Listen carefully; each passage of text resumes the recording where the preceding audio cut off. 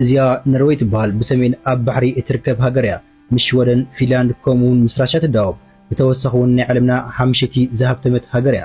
ማዕረኽ ክንደይ ዝሃብተመት ሃገር እያ ኢልና ምስ ንዛረብ 25 ካብ ጠቕላላ ህዝባ ሚልዮነር እዩ።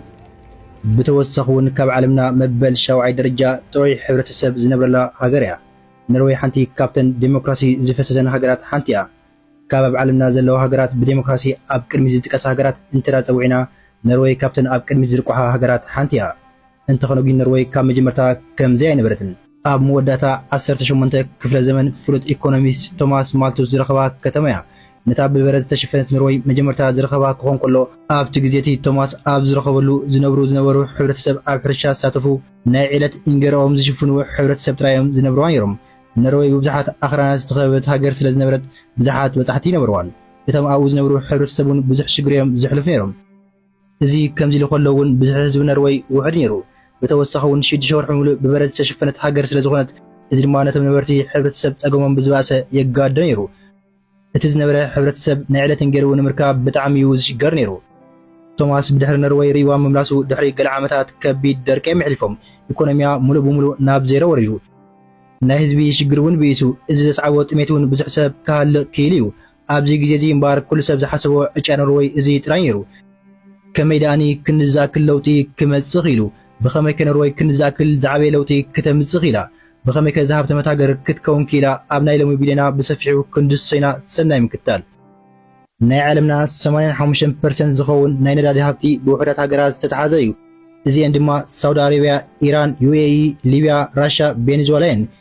ካብዘን ነዳዲ ኣፍሪካ ሃገራት ሓንቲ እኳ ካብዚኣተን ካብ 1 ክሳብ 10 ናይ ዓለምና ሃብታማት ሃገራት ክትኣቱ ይካለትን። ግን ብኻሊእ መልክዕ እንተዳሪእና ነርዌይ ናይ ዓለምና መበል 13 ብዙሕ ነዳዲ እተፍሪ ሃገር እያ።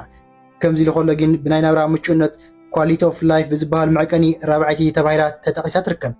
እንታይ ዳ እቲ ምኽንያት እንታዩ? እተን ኣቐዲምና ዝረኣናይን ሃገራት ክንዲዚ ዝበዝሑ ነዳዲ እንዳፍረያ ብናይ ናብራ ደረጃ ግን ምስ ነርዌይ ክስራዓ ዘይከኣላ። እቲ ቀንድን ቀዳማይን ምኽንያት እምበር ኢኮኖሚስት ኦይል ከርስ ወይ እውን ናይ ነዳዲ ርግማን ኢሎም እዮም ዝፅውዕዎ። ናይ ነዳዲ ዝዓበየ ሽግሩ ልክዕ ከም ሎተሪ ምዕጓት ማለት ይብሉ ብዙሓት። ነዳዲ ድሕሪ ምርካቡ ኩላተን ሃገራት ብሓደ ምሸት ገንዘብ ይዘንበን።